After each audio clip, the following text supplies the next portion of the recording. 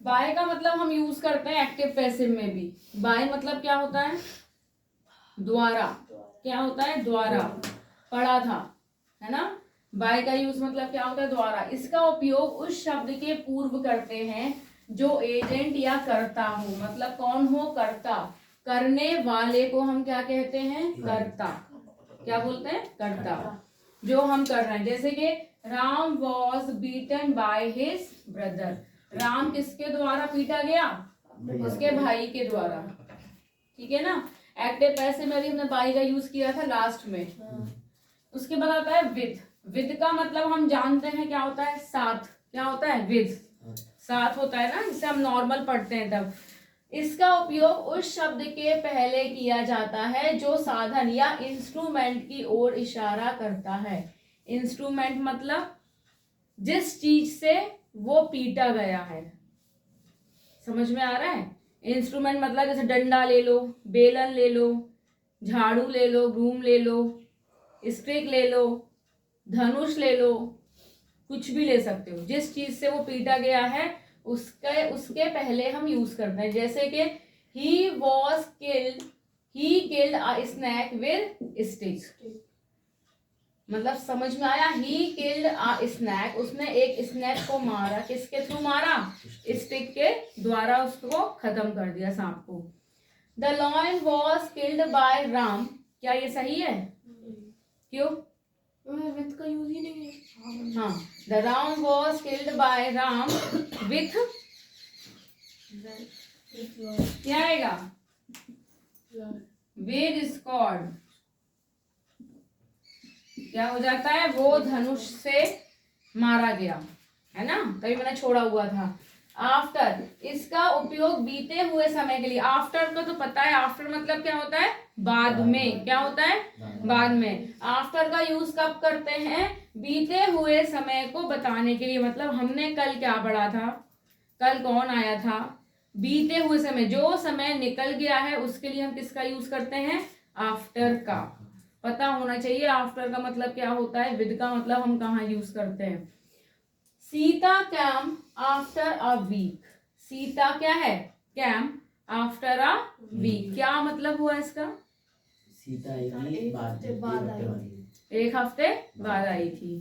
ठीक है। इन, इसका उपयोग आने वाले समय के लिए। आफ्टर मतलब बाद में, इन मतलब पहले। इन मतलब पहले।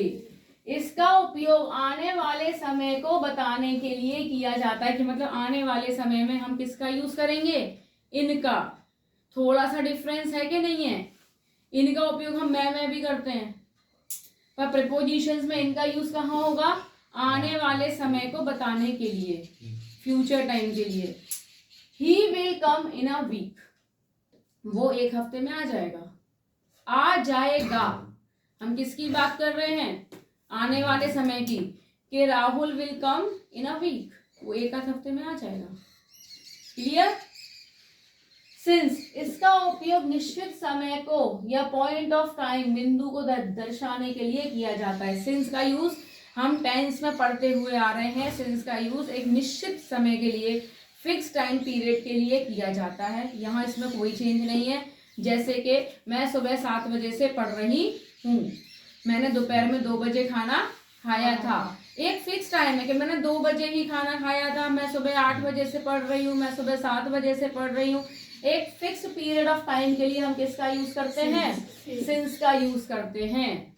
ये टेंस में भी था सिंस का और फॉर का यूज। तो सिंस का यूज हम निश्चित पॉइंट ऑफ टाइम के लिए करते हैं। जैसे कि I have been reading in since morning, मैं सुबह से पढ़ रही हूँ। या I have been playing since evening, मैं शाम 6 बजे से या मैं शाम से खेल रही हूँ। कुछ भी आ सकता है। तो सिंस का यूज कभी पैसेज में आए तो कहाँ करोगे? जहां पे फिक्स्ड पीरियड ऑफ टाइम होगा वहां हम किसका यूज करेंगे? सिंस का यूज करेंगे।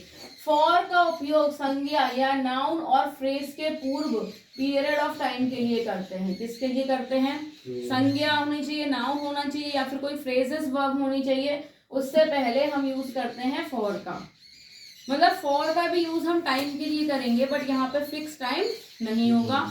सिंस में क्या होगा, फिक्स टाइम होगा, फॉर में फिक्स टाइम नहीं होगा। जैसे he has been here for 4 days, वो यहाँ पे 4 दिन से तो है, पर कौन से 4 दिन वो हमको नहीं पता, मंडे से है, ट्यूसडे से है, हमें वो नहीं पता। अगर मंडे ट्यूसडे लिखा होता ना तो हम वहां सिंस का यूज करते, समझ में आ रहा है। लेकिन वो यहाँ 4 दिन से रुका हुआ है, तो वहां हम किसका यूज करेंगे, फॉर का यूज करेंगे कि he has been here for 4 days।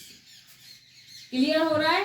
Since का यूज हम निश्चित टाइम के लिए करते हैं और फॉर का यूज हम अनिश्चित टाइम के लिए करते हैं, मतलब होता टाइम के लिए ही है। मैं सुबह से पढ़ रहा हूँ, जब वहां कोई टाइम नहीं है कि मैं सुबह 7 बजे से पढ़ रहा हूँ कि 8 बजे से, तो वहां हम फॉर का यूज करेंगे। अगर यही हो जाएगा कि मैं सुबह 6 बजे से पढ़ रहा हूँ, तो मतलब सिंस 6 o'clock। मैं सुबह से पढ़ रहा हूँ फॉर मॉर्निंग। क्लियर। फ्रॉम इसका उपयोग भी समय को दर्शाने के लिए किया जाता है, बहुत कंफ्यूजिंग नहीं है। सिंस, फॉर, फ्रॉम तीनों टाइम के लिए यूज होते हैं। तो देखो सिंस का यूज तो फिक्स पीरियड ऑफ टाइम के लिए है, फॉर का यूज किसके लिए होता है, अनिश्चित टाइम के लिए हो गया। ये भी होता है जैसे कि I started to read from Monday. अब हम मंडे से पढ़ रहे हैं, फ्रॉम मंडे से पढ़ रहे हैं, फ्रॉम ट्यूसडे से, तो वहां सिंस का यूज ना करके हम किसका यूज करेंगे, फ्रॉम का। फ्रॉम मतलब से भी होता है, ठीक है। I started to read from Monday, या Ram works from morning to evening. Ram सुबह से शाम तक काम ही करता रहा। जब हम एक लंबे ड्यूरेशन को लेके बात करेंगे ना, तो वहां फ्रॉम का यूज करते हैं, लॉन्ग पीरियड ऑफ टाइम, कि मैं सुबह से काम में लगा था। वहां पे ऐसे थोड़ा ना आएगा कि Ram work since morning to evening. अब मॉर्निंग में टाइम तो नहीं पता हमें, कब से शुरू किया था कब खत्म किया, वी डोंट नो। हमें तो ये देखना है कि उसने सुबह से शुरू किया था और शाम तक करता रहा वो। तो वहां किसका यूज करेंगे हम, फ्रॉम का यूज करेंगे। कोई डाउट, क्लियर हो गया।